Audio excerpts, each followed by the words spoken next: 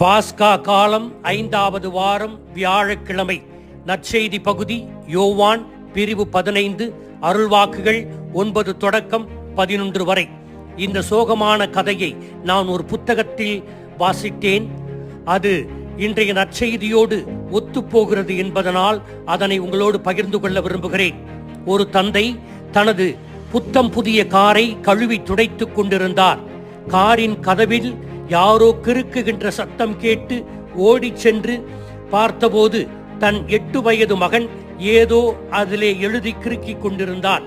கோபத்தில் அவரை அறியாமல் தன் மகனது கையில் தான் வைத்திருந்த விறகு கட்டையால் அவனை ஓங்கி பலமாக அடித்ததால் சிறுவனை மருத்துவமனைக்கு அழைத்துச் செல்ல வேண்டியிருந்தது. அவர் வீட்டிற்கு திரும்பி வந்ததும் காரை பார்த்தார். அதிலே "ஐ லவ் யூ டாடி" என்று எழுதியிருந்தது.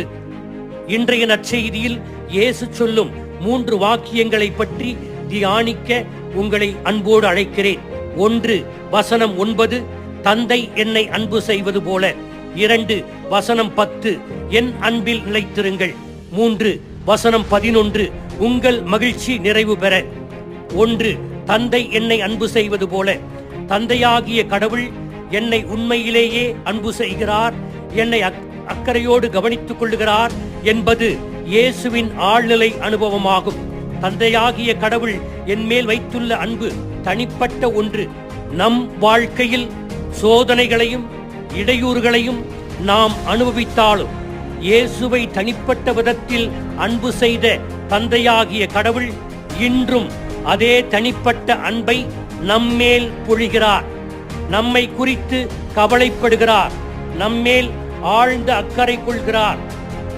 கடவுள் நம்மேல் செலுத்தும் அன்பு ஈடு இணையற்றது. அவருடைய அன்பு என்றும் மாறாதது. பல நேரங்களில் நமக்கு ஏற்படும் இதயத்தை உடைக்கின்ற அனுபவம் நம்மை முழுமையாக்குவதற்காகத்தான் என்று உணர வேண்டும். நம் வாழ்க்கையில் தோல்விகளை கடவுள் அனுமதிப்பது நம்மை தாழ்ச்சியுள்ளவர்களாக மாற்றுவதற்காக என்பதை புரிந்து கொள்ள வேண்டும். நாம் நம்மை நன்றாக கவனித்துக் கொள்ள வேண்டும் என்பதற்காகவே கடவுள் நோய்களை அனுமதிக்கிறார் என்பதை உணர்ந்து கொள்ள வேண்டும். நம்மிடமிருந்து எல்லாவற்றையும் எடுக்கும் போது அதனுடைய மதிப்பை நாம் தெரிந்து கொள்வதற்காக இறைவன் எடுத்துக் கொள்ளுகிறார் என்பதை புரிந்து கொள்ள வேண்டும். இப்படிப்பட்ட கடவுளின் அன்பை நான் நம்பி வாழ்கிறேனா? 2, என் அன்பில் நிலைத்திருங்கள்.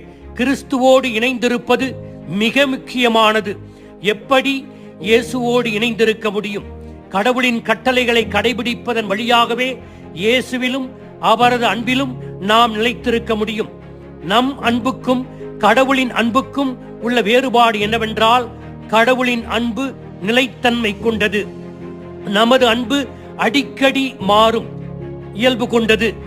நம்முடைய மனப்போக்கு ஏற்ப நம்முடைய அன்பு மாறும்.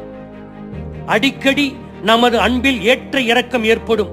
நமது அன்பு நமது சூழ்நிலையை, வெற்றி தோல்வியை, உணர்ச்சியை, மனோபாவத்தை சார்ந்த ஒன்றாக இருப்பதாலேயே இப்படிப்பட்ட நிலையற்ற இயல்பு.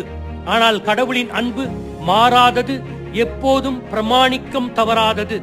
கடவுளுடைய அன்பிற்கும் அவரது அருளிற்கும் நாம் திறந்த மனதுள்ளவர்களாக எப்பொழுதும் இருக்க வேண்டும்.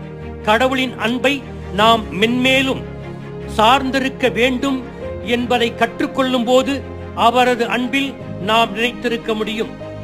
நான் எப்போது கடவுளின் அன்பையும் அவரது ஆசிரையும் இரக்கத்தையும் அதிகமாக அனுபவிக்கிறேன் என்று விழிப்புணர்வோடு இருக்கிறேனோ அப்போதுதான் நான் கடவுளை அதிகமாக சார்ந்திருந்து நிலைத்திருக்க முடியும் என்பதை உணர வேண்டும்.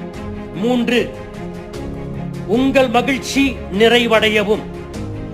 இயேசு தன்னுடைய முழுமையான மகிழ்ச்சியை தந்தை கடவுளில் தேடினார். எப்படி என்றால், அவருடைய கட்டளைகளை கடைபிடிப்பதன் வழியாக. எனவே இயேசு கட்டளைகளை தன்மேல் சுமத்தப்பட்ட ஒன்றாகவோ, தன்னை கட்டுப்படுத்துகின்ற ஒன்றாகவோ, திணிக்கப்பட்ட ஒன்றாகவோ, தன்னை ஒரு வரம்புக்குள் வைக்கின்ற ஒன்றாகவோ கருதவில்லை. மாறாக சுதந்திரத்தோடு கீழ்ப்படிந்தார். நெருக்கமான உறவோடு வாழ்ந்தார். தனிப்பட்ட விதத்தில் கடவுளை அன்பு செய்தார். நாமும் கடவுளுக்கு கீழ்ப்படிய வேண்டும். கட்டளைகளை இயேசு பார்த்த பார்வையில் நாமும் பார்க்க வேண்டும். அப்போது நம்முடைய வாழ்வும் முழுமையடையும், மகிழ்ச்சி அடையும். கீழ்ப்படிதலில்தான் மகிழ்ச்சி அடங்கியுள்ளது. எனவே நம்முடைய மகிழ்ச்சி நிறைவடைய வேண்டுமென்றால் கடவுளுடைய கட்டளைகளை கீழ்ப்படிந்து நாம் முழுமையான வாழ்வு வாழ இறைவன் வரம் கேட்போம். ஆமேன்.